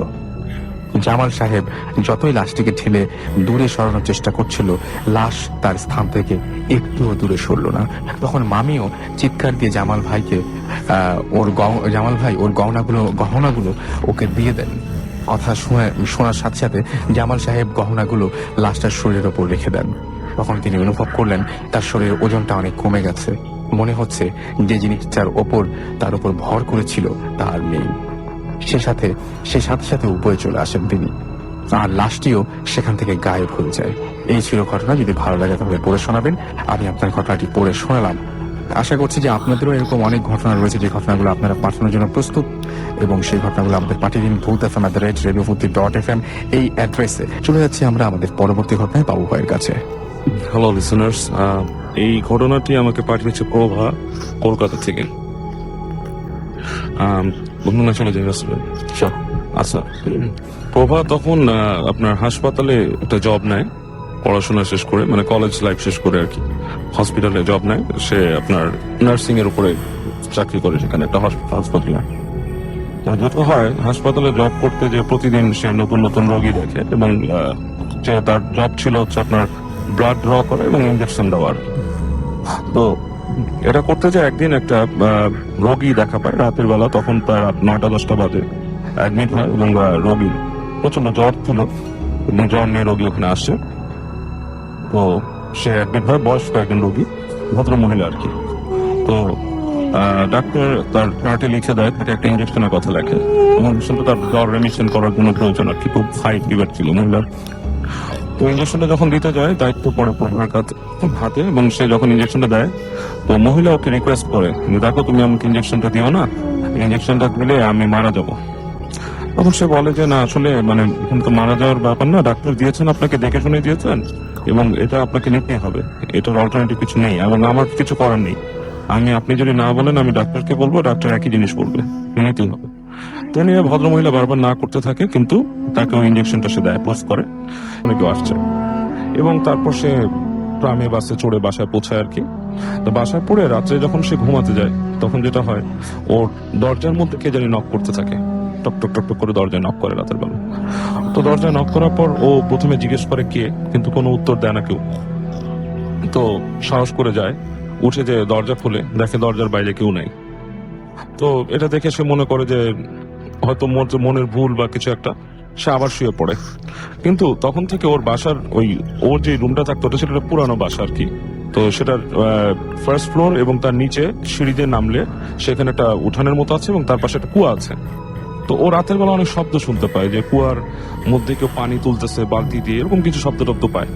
তো ওই দিন ঘুমায় যায় আর কি, কিছু মনে করে যে না এটা হয়তো মনে ভুল হতে পারে বা কেউ আসছে বা নিচতলায় কেউ পানি নিচ্ছে ওখানে, এরকম কিছু মনে করে সে এটাকে ইগনোর করে। তো তারপর থেকে যখন ও হাসপাতালে যায় যেটা হয়, ও একা যখন বসে থাকতো ওর মনে হতো যে ওই রুমে কেউ আসতেছে, তার যে রুমটা যেখানে সে বসে থাকে ডিউটির পরে, তখন তার মনে হয় যে ওই রুমের মধ্যে কেউ আসতেছে এবং মানে এটা ফিল হওয়াতে সে আরো মানে দিনে দিনে অসুস্থ ফিল করতে থাকে আরো। তো যেটা ফাইনালি সে একদিন খুব বেশি ভয় পায়, যেটা হচ্ছে যে একদিন বাসায় থাকা অবস্থায় ও এরকম নিচে শব্দ শোনে ওই কুয়ার কাছে, এবং সে ওই দরজা খুলে হেঁটে দেখে বারান্দায় যে উকি দেয়। তো দেখে যে ঠিক ওই জানালার ওই যে তাদের যে নিচে কুয়া আছে, কুয়ার পাশে ওই সেই বুড়িটা যে বইটাকে সে মানে ইনজেকশন দিচ্ছিল, সেই বুড়িটা পুরো চুল টুল ছেড়ে ওখানে বসে আছে নিচে। তো তাকে দেখে হাত দিয়ে এরকম ডাকতেছে। এটা দেখে ওখানে ফেইন্ট হয়ে যায়, ওর মানে হুঁশ থাকে না আর কি। তো পরদিন ওকে হুঁশ ফেরার পর বাসার মানুষজন জিজ্ঞেস করে কি হয়েছে, তো ও বলে যে আমি এরকম এরকম দেখছি, এরকম এরকম দেখছি। তো ওর বাসার সবাই বোঝায় যে এটা হতে পারে তোমার মানসিক একটা মানে ভুল বা সামথিং, এটা তুমি আসলে দেখো নাই, তোমার মাথার মধ্যে কোনোভাবে ওই যে তোমার অপরাধ বোধটা রয়ে গেছে এবং সেটা থেকে তুমি এগুলো হ্যালুসিনেট করতেছো। তো সে বলে যে না আসলে আমি মানসিক ভাবে এতটা না, আমি এটা বুঝতে পারি যে কিছু একটা আমি দেখছি এবং I have seen with my eyes. এবং এরপরে যেটা হয়, ও হাসপাতালে যখন যায়, হাসপাতালে যে একদিন ওর ওই ওয়েটিং রুমের মধ্যে ও বসে একটু ঝিমুনি আসে ওর, তখন ওই ঝিমুনির মধ্যে সে হঠাৎ ফিল করে রুমের মধ্যে একটা ওই মানুষ ঢুকছে এবং মানুষটা কিন্তু সে বুঝতে পারে যে এটা হচ্ছে সেই বুড়িটাই। বুড়িটা এসে তাকে বলে যে দেখো তুমি আমাকে অনেক কষ্ট দিছো, আমি তোমার জন্য কষ্ট পেয়ে মারা গেছি, আমি চাচ্ছিলাম যে আমার মরার আগে যাতে কষ্টটা না পাই, তো তুমি আমাকে অনেক কষ্ট দিয়ে মারছো এবং তোমাকে কিন্তু আমি ছাড়বো না এবং তুমি এই জিনিসটা সবসময় ফিল করবা, তোমাকে আমি সবসময় এরকম বিরক্ত করব। তো এরপর থেকেও প্রভা এই জিনিসগুলো সবসময় ফিল করে, এখনো সে নাকি প্রায় মানে তার ঘুমায় থাকলে ফিল করে সে বুড়ি তাকে বিরক্ত করে এসে, হ্যাঁ, এবং তার একা রুমে থাকতে দেয় না, এবং সে বলছে যে আপনি যেটা শেয়ার করেন আমি খুব খুশি হব। ওকে ওকে, অনেক ধন্যবাদ আপনাকে। সে আরো একজন ঘটনা পাঠিয়েছেন, যে ঘটনা আমি পড়ে ফেলতে চাই, এবং যিনি ঘটনা পাঠিয়েছেন তার নামটি প্রথমে শুরুতে জানিয়ে দিই। তিনি হচ্ছেন মৌমিতা সাহা। মৌ রাজশাহী সাগরপাড়া থেকে আমাদের এই ঘটনাটি পাঠিয়েছেন, ঠিক তার ভাষাতেই জানাচ্ছি আপনাদেরকে। হাই রাসেল ভাই, কেমন আছেন? আশা করি ভালোই আছেন। আমি আজ যে ঘটনাটি আপনাদের সাথে শেয়ার করতে যাচ্ছি, এটা আমার জীবনেই ঘটে যাওয়া একটা ঘটনা, 2004 সালের ঘটনা। অ্যাকচুয়ালি আমি প্যারানরমাল বলে কিছু আছে এই ব্যাপারটা বিলিভ করতাম না, কারণ এই ব্যাপারটা আমি কখনো এক্সপিরিয়েন্স করিনি। কিন্তু ছোটবেলা থেকে অনেকের কাছে প্যারানরমাল বলে কিছু আছে অনেক শুনতাম এবং শুনতে অনেক ভালো লাগতো, বাট মন থেকে বিলিভ করতাম না। কিন্তু 2004 সাল এমন কিছু আমার জীবনে ঘটে যায় যা আমাকে বিলিভ করতে বাধ্য করে যে প্যারানর্মাল বলেও কিছু এই পৃথিবীতে এক্সিস্ট করে। সময়টা 2004 সাল মে মাস। সেই সময় আমরা জয়েন্ট ফ্যামিলি থাকতাম। আমরা 3rd ফ্লোরে থাকতাম এবং আমাদের বাড়িটা একদম মেইন টাউনে ছিল। সো প্যারানর্মাল কিছু ঘটার কোনো প্রশ্নই আসে না। তারপরও যা ঘটার তা ঘটেই। 2nd ফ্লোরে আমার বাবা আর এক কাজিন তার ফ্যামিলি নিয়ে থাকতো। ওই আঙ্কেলের মা, তাকে আমরা দাদি বলে ডাকতাম, এবং দাদির সাথে আমার রিলেশন অনেক ভালো ছিল। 3rd ফ্লোরে আমি যাই এবং আমি যেই রুমে থাকতাম তার ঠিক নিচের রুমটাতে দাদি ছিলেন। এবং মে মাসে হয়তো 1st উইক দাদি খুব অসুস্থ হয়ে যান, এবং দেন 9th মে সকাল 6টা বাজে আমার রুমে, আমি রুমে বসে পড়ছিলাম, হঠাৎ একটা সাউন্ড আসলো।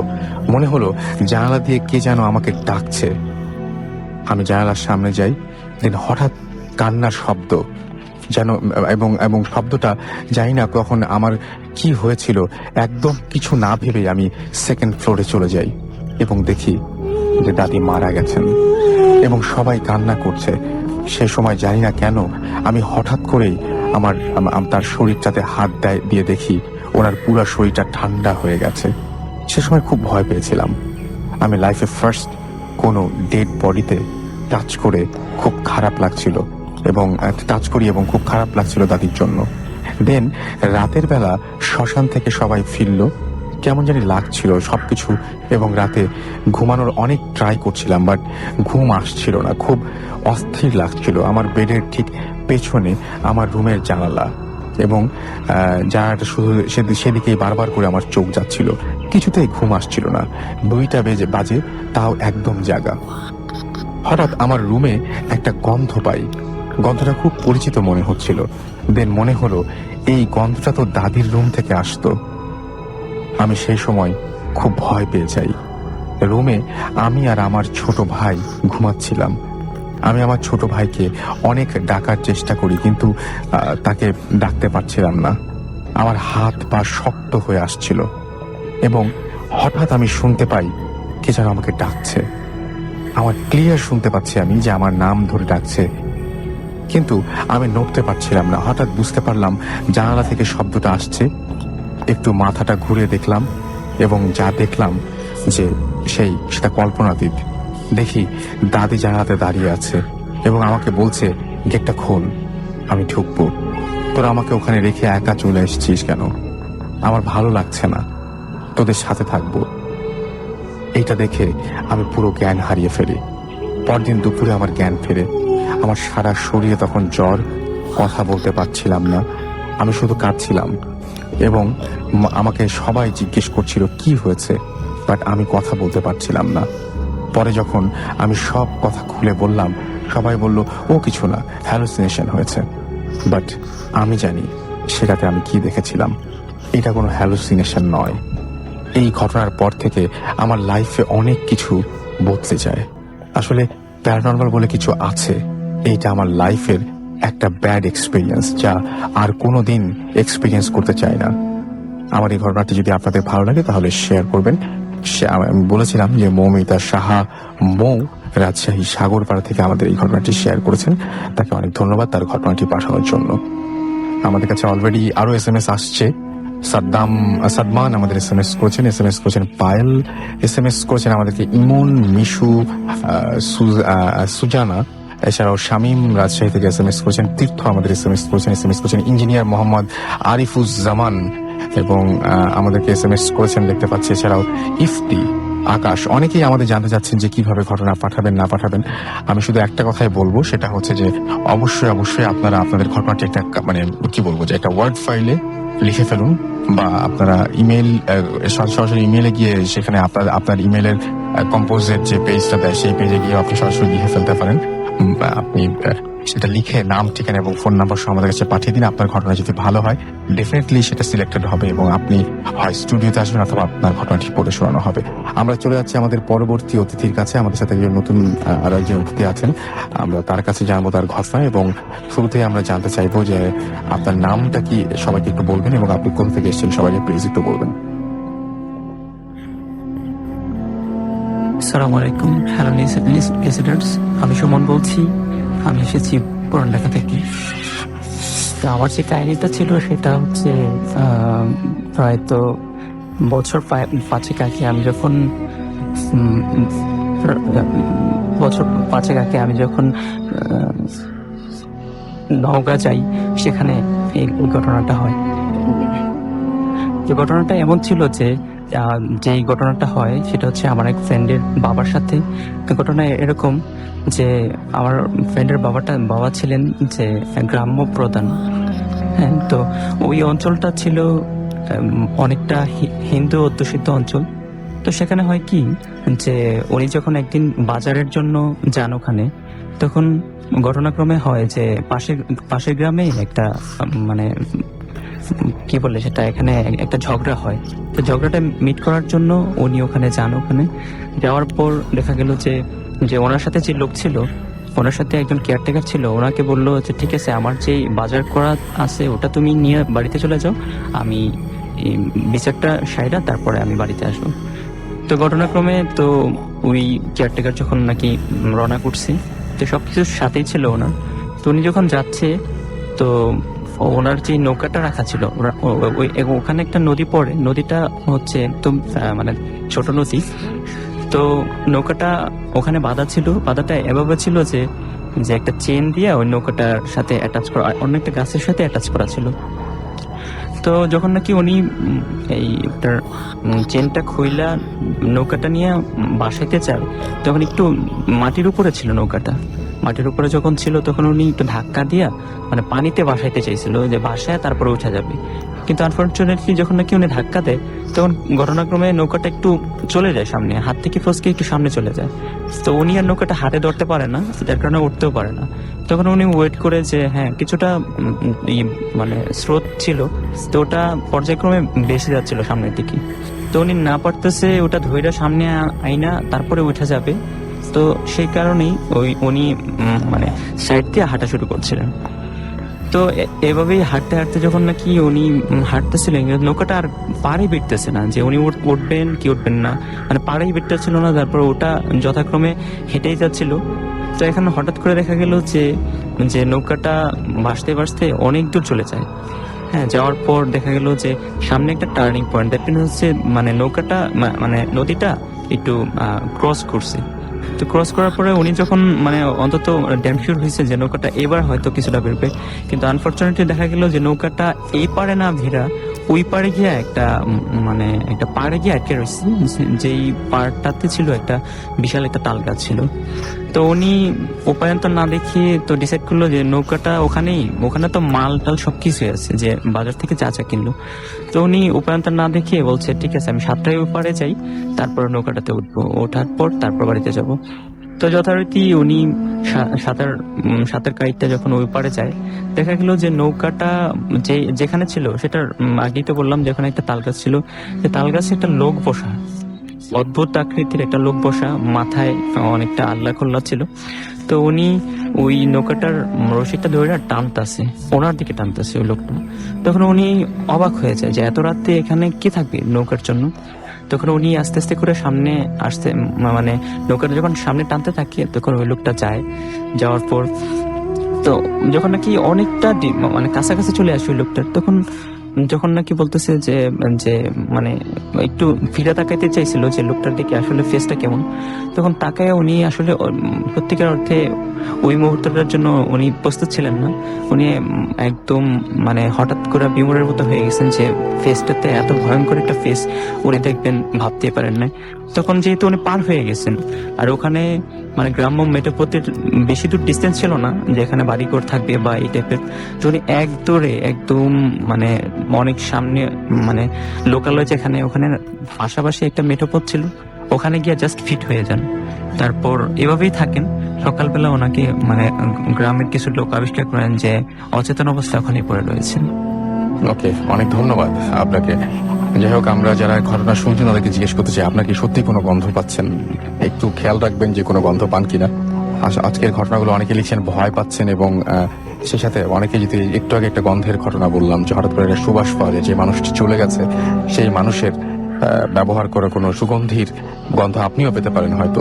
তো যাই হোক, আমি খালি একটা রিকোয়েস্ট করব যে আপনাদের যেরকম ঘটনা আপনারা পছন্দ করেন সেরকম ঘটনা কিন্তু আমরা সিলেক্ট করি, সেই ঘটনাগুলো নির্বাচিত হয় যে ঘটনাগুলো আপনাদের ভালো লাগে। সো যে ঘটনাগুলো আপনাদের যদি ঘটনা ভালো লাগে এবং ভয় পান, তাহলে আপনারা অবশ্যই জানাবেন আমাদেরকে, এবং যদি ভয় না পান সেটাও আমাদের অবশ্যই জানাবেন। তবে শুধু এসএমএস এর মাধ্যমে আমাদের জাস্ট জানানোর জন্য জানাবেন না যে ঘটনাটা অনেক ভালো ছিল, কারণ আপনাদের মতামত আমাদের কাছে অনেক বেশি মূল্যবান। অতএব আপনারা যদি কোনো ঘটনা সত্যিকার অর্থে অনেক বেশি ভালো লাগে, তাহলে সেই ঘটনাটা সম্পর্কে আপনারা ভোট করবেন বা জানিয়ে দিবেন এসএমএস এর মাধ্যমে যে এই ঘটনাটা অনেক ভালো ছিল। সেটাতে আমাদের পরবর্তী নির্বাচনে আরো অনেক বেশি সুবিধা হবে। যাই হোক, আমরা একটা ছোট্ট বিজ্ঞাপন বিরতির পরে আবারও ফিরে আসছি। সো আমাদের সঙ্গেই থাকুন, স্টে টিউনড টু রেডিও ফুর্তি অ্যান্ড ডোন্ট স্টপ দ্য ফুর্তি।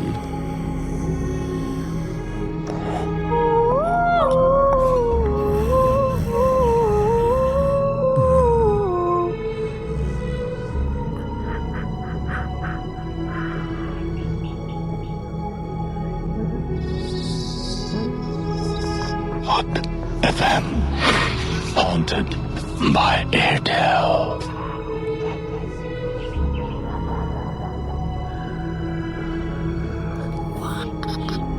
শুনছেন সবসময় রেডিও ফুর্তি, চলছে ভূত এফএম হন্টেড বাই এয়ারটেল। ঘড়িতে সময় রাত 1:44। আমি রাসেল আজির সাথে, আমার সাথে রয়েছে মাসুম বেশ ব্যস্ত, মানে সব সময়ের মতোই আর কি, এখন ব্যস্ত রয়েছে। আমি তো কথা বলি, সুতরাং ব্যস্ত রকম। যাই হোক, আমাদের সঙ্গে রয়েছেন আরো একজন অতিথি, যিনি এইমাত্র আমাদের সাথে জয়েন করলেন, এবং তিনি আপনাদেরকে তার জীবনের একটা অভিজ্ঞতা বলবেন। তবে তার আগে তিনি তার পরিচয়টা জানিয়ে দিবেন আপনাদেরকে। থ্যাংক ইউ রাসেল ভাইয়া। আমি সাগর আদনান, ফার্মগেট থেকে আসছি। আমি ড্যাফোডিল ইউনিভার্সিটির আপনি এর আগে একবার এসেছিলেন?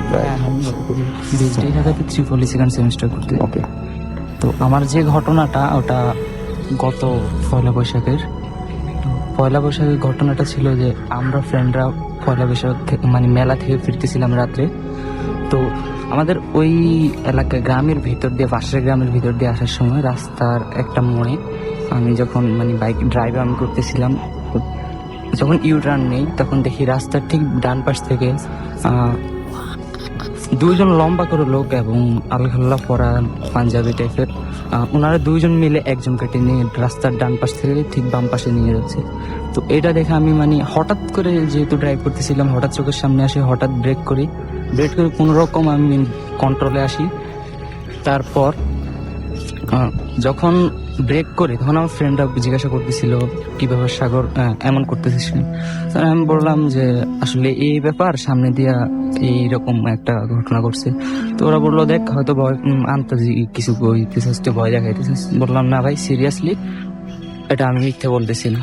তো ওরা, আমার ফ্রেন্ড রায়হান ছিল, ও কি করলো লাইট দিয়ে ওই ঝোপটা, আমি বললাম যে এইদিকে গেছে, ও কি করলো বাগানের ভিতর লাইট দিয়ে চেক করতে শুরু করলো, যে পরে বললো কিছুই তো নেই, চল আমরা চলে যাই। পরে বললাম আচ্ছা ঠিক আছে চল যাই। কিন্তু ওই টাইমে শুরু হলো অনেক বৃষ্টি হওয়ার পরে, যেহেতু রাত 10টা বাজে, পাশের একটা দোকান ছিল কিন্তু দোকানটা ছিল বন্ধ। তো আমরা দোকানের শাটারের নিচে বসে থাকি, বৃষ্টি তখনও কন্টিনিউ চলতেছে। তো হঠাৎ বৃষ্টির মধ্যেই একটা অ্যাম্বুলেন্স আসে সাইরেন করতে করতে। তো অ্যাম্বুলেন্সটা ওখানে এসে প্রায় 20 মিনিটের মতো দাঁড়িয়ে থাকে। আমরাও ওখানে দোকানের ভিতর থেকে দেখছিলাম যে অ্যাম্বুলেন্সটা দাঁড়ানো ওখানে। তো বৃষ্টি শেষ হয়, বাট আমরা সিদ্ধান্ত নিয়ে আমরা আবার বাসায় চলে যাব। তখন আমি বাইকের উপরে উঠে বসি, বাট যতই চেষ্টা করতেছিলাম স্টার্ট নিতেছিল না। তো আমার মামাতো ভাই ও বললো যে আচ্ছা তুই দাঁড়া, আমি দেখি অ্যাম্বুলেন্সের সমস্যাটা কি, ওনার কাছে যাই জিজ্ঞাসা করি। উনি গেল, বললো যে ভাইয়া সমস্যা কি। বললো যে এই বাড়ি থেকে একটা কল আসছিল সন্ধ্যার দিকে, আমার আস্তে আস্তে দেরি হয়ে যায়, সন্ধ্যার দিকে কল আসছিল, বললো যে একজন রোগী যাবে। তো এটা শুনে আমিও অ্যাম্বুলেন্সটার কাছে যাই। যাওয়ার পরে ওখানে দাঁড়িয়ে থাকি, দেখি যে বাড়ির ভিতর থেকে 5জন লোক আসলো ওখানে রাস্তার পাশে। সে অ্যাম্বুলেন্সের ড্রাইভারকে বললো ভাই আপনি আসছেন, বাট আমাদের রোগীকে আমরা খুঁজে পাচ্ছি না। তো এটা শুনে মানে আমার ভিতরেও লাগলো যে একটু আগে যে আমি যে একটা জিনিস দেখলাম, হয়তো বা কি এটার সাথে রিলেটেড কিনা। তো আমি জিজ্ঞাসা করলাম আপনাদের রোগটা কি ছিল অথবা সমস্যা কি ছিল। তো বললো প্রতিদিনের মতোই মাগরিবের নামাজ পড়ে মাগরিবের নামাজ পড়ার পরে বাড়ির পিছনে একটা খালের পাড়ে যায় মাছ ধরতে। আসলে আমাদের ওই গ্রাম্য ভাষায় ওটাকে আর কি চল বা টেডা বলে আর কি। তো ওইটা দিয়ে মাছ ধরতে গেছে, মাছ ধরে আসছে, 1 ঘন্টা পরে আসার পরে মাছের ব্যাগটা, ঠিক মাছ ছিল বাট মাছের ব্যাগটা মানে ছুঁড়ে মেরে বলতেছে আমার খুব সিরিয়াস খারাপ লাগতেছে। ওখানে তখনই এটা বলে ওখানে বসে পড়ে বমি করতে শুরু করে, ওনার নাক দিয়ে রক্ত ফুটতেছিল। তো ওনার ফ্যামিলির সবাই ওনাকে মাথায় পানি দেওয়া কোনো রকম, তারপর বেডে নিয়ে শুয়ে রাখে। তো তো উনি জাস্ট চিল্লি করতেছিল যে আমাকে ছেড়ে দে, আমি বুঝতে পারিনি, আমাকে ক্ষমা করে দে, আমি কিছু জানি না, আমি বুঝতে পারিনি আমি এই ব্যাপার। তো একজন বলতেছিল নিশ্চয়ই যে তুই এরকম করতেছে মেবি জিনে হয়তো বা ধরছে। তো আরেকজন বলতেছিল যেহেতু রক্ত পড়তেছে তো আমরা হাসপাতালে নেই, আপাতত ট্রিটমেন্টটা কর। তো এইভাবে এখন হঠাৎ সবাই অন্য রুমে যায় খাওয়া দাওয়া করতে, বাট হঠাৎ শুনতে পেলো যে উনি যে এতক্ষণ চিল্লাচিল্লি করতেছিল এসব কথা বলে, বাট ওই রুমটা এখন পুরো সাইলেন্ট। তো একজন এসে চেক করতে চাইলো যে উনি চুপ কেন, এসে দেখে যে রুমে কেউ নাই। তো সবাই মিলে বাইরে খোঁজাখুঁজি শুরু করলো আর রাস্তার পাশে আসলো। এখন ওই লোকগুলো বললো যেহেতু আমরা খুঁজে পাচ্ছি না, এখন আমাদের রোগীটাকে তো খুঁজতে হবে। তো আমার ফ্রেন্ড যে ছিল ওর আবার রিলেটিভ ছিল রোগীটা, জাস্ট জানতে পারলো পরে। তো আমরা ডিসিশন নিলাম যে ওনাদের সাথে আমরাও সারা রাত খুঁজবো, মানে রাত্রে ওনাদের সাথে আমরাও খুঁজবো। তো এভাবে খুঁজতে খুঁজতে আমরা আসলে বলতে গেলে সারা রাতে পার করে দিই, কিন্তু কিছুই পাইতেছিলাম না, কাউকে কোনো চিহ্ন পাইতেছিলাম না। বৃষ্টি বেজেছিল। পরে যখন ফজরের নামাজের আজান দেয় আমার লোকজন নামাজ পড়তে মসজিদে আসে, অনেকে নামাজ পড়া শেষ হয়, একটু যখন আলো ফুটতেছিল তখন একজন লোক আমাদের পাশের আরেকজন লোককে কল দিয়ে বললো যে আপনারা বটতলায় আসেন। তো বটতলাটা ছিল ওই আমি যেই বাগানটার কথা বললাম ওই বাগানের পাশে একটা বড় পুকুর দেখেছিল, ওই বটতলার কাছে যাই। পরে আমরা ওখানে যাওয়ার পরে দেখতেছি যে বট গাছের একটা ঢালের মধ্যে একটা লোককে ঢালের মধ্যে ঝুলিয়ে রাখছে, মানে ওই লোকটা ঝুলতেছিল। তো পরে লোকটাকে নামায় দাফন করে। পরে আমরা জানতে পারি যে আসলে লোকটা যখন আমরা জানতে পারি যে ওই দিনে হুজুর আসছে বিকালে, কেন কি হয়েছিল জিনের মাধ্যমে জানতে পারে যে ওই লোকটা যখন মাছ ধরতে গেছিল একটা সাপ, মানে উনি হাঁটতে গেলে সামনে সাপ আইসা পড়ে, মানে বামে যদি যায় বামে সাপটা যায় পড়ে, ডানে গেলে ডান সাপটা যায় পড়ে, উনি সাপটাকে মাইরা ফেলে। আসলে সাপটা আসলে সাপ ছিল না, ছিল একটা জিন। সো বুঝতে পারতেছে অন্য জিনগুলো এসে আর কি তার বলে। এই ছায়া দেখতে দেখতে একদিন সে ওই দরজা খুলে তাকাইছে, তারপর সে ইউনিভার্সিটিতে পড়ে আর কি। তাকায় দেখে যে করিডোরে ওই মাথায় তার বাবা দাঁড়ানো, তোর বাবা দাঁড়ায় তাকে হাত দিয়ে এরকম ডাকছে ইশারায়। ও একটু অবাক হচ্ছে যে আমার বাবা এত রাতের বেলায় করিডোরে কি করতেছে, মানে বাবার রুমটা হচ্ছে আবার ওই করিডোরের শেষের দিকেই। তো কি মনে করে বাবার কাছে গেছে, তো যখন বাবার কাছে যায় বাবা করে কি হাঁটা শুরু করছে। এটা ডান দিকে যে আপনার মামে হচ্ছে আপনার এখানে রেস্টরুম, তো দেখে বাবা রেস্টরুমের দিকে উঠে গেল। তো দেখে চিন্তা হলো বাবা রেস্টরুমে চলে গেল, আমি পিছনে আসতেছি। ও হঠাৎ করে যে দেখে ওই রেস্টরুমের দরজার কাছে ওর বাবা বসে আছে হাঁটু গেড়ে, এবং হাত দুটাকে সামনে এনে মুখের দিকে তাকায় হাসতেছে, মানে মুখ টুক হাসি এবং কেমন যেন একটা কিক শব্দ করতে হাসে। কিন্তু খুব ভয় পায়, সে ভয় পেয়ে সে দৌড় দিয়ে আসে, কারণ কখনই তার বাপ একজন ভিক্ষি মানুষ এই কাজ করার কথা। সে দৌড় দিয়ে বাসায় চলে আসে, রুমে চলে আসে। পরদিন বাবাকে জিজ্ঞেস করে, সাহসও পায় না, মাকে জিজ্ঞেস করে বলি মাথা খারাপ, তোমার বাবা এই বাসায় এরকম না। তো ওই বাসায় এই ধরনের ভয়ঙ্কর জিনিস প্রায় হতো। ছাদ ছিল, ওই ছাদে রাতের বেলা শব্দ পেত। তো পাওয়ার পরে ছাদে উঠে গেছে, উঠে যেয়ে দেখে ছাদ থেকে একজন দেখতেছে যে ছাদের কোনা দিয়ে বিশাল চুল, লম্বা চুল আপনার ছাদের এই কোনা দিয়ে উঠছে, মানে বাউন্ডারি দিয়ে, এবং মানে বিছায় আছে ছাদের মধ্যে। ওরা যখন ছাদে গেছে আস্তে আস্তে সরসর করে চুলগুলো নিচের দিকে নেমে চলে গেছে। তো আর আপনার আলো দেখা যেত ছাদের উপরে, অনেকে দেখতো যে আলোর কুণ্ডলি ছাদের মধ্যেই পড়তো। তো ওই বাসাটা পরবর্তীতে এইসব যন্ত্রণার জন্য ওরা বন্ধ দেয়, বাসাটা হুজুর দিয়ে বন্ধ দেয়। তো বন্ধ দেওয়ার পরও যখনই আবার 2-4 বছর পর রং করে বা কিছু করে, আস্তে ধীরে জিনিসটা আপনার আবার সেই ছোটখাটো যন্ত্রণা, হাঁটার আওয়াজ, পরিবার শুরু হয়ে যায়, এগুলো শুরু হয়। তবে এখন নাকি ওই বাসাগুলো মানে আসলে এই বন্ধর উপরে আছে, কারণ ওগুলো সরকারি বাসা, ওগুলো আপনার ডেভেলপারকে দেওয়া যায় না। So things just keep going on like that. Okay.